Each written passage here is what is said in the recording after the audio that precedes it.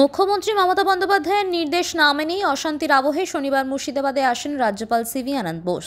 সেখানে জাফরাবাদের নিহত বৃদ্ধ এবং তার ছেলের বাড়িতে যান তিনি। রাজ্যপাল আসতেই কান্নায় ভেঙে পড়েন সেই নিহতের স্ত্রী।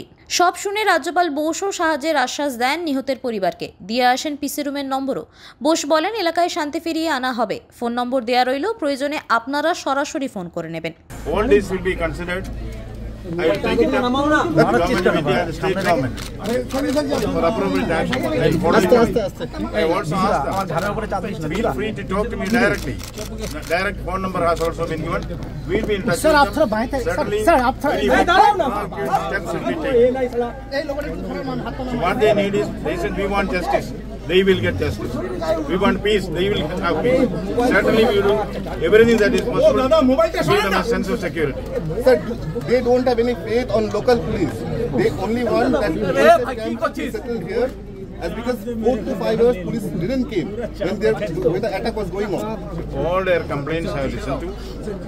I will analyze it. We have all of the sympathetic understanding of what they want. We will do all our best to see that they get justice. এরপর রাজ্যপাল ধুলিয়ানে গিয়েছিলেন। সেখানে গিয়ে তিনি বেরিয়ে যাওয়ার পরই স্থানীয়দের একাংশ পুলিশের বিরুদ্ধে ক্ষোভ উগরে অবস্থান বিক্ষোভ শুরু করে।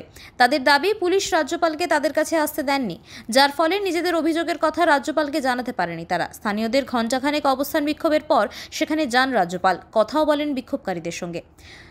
মুর্শিদাবাদ থেকে তাপস ঘোষের রিপোর্ট, ওঙ্কার বাংলা।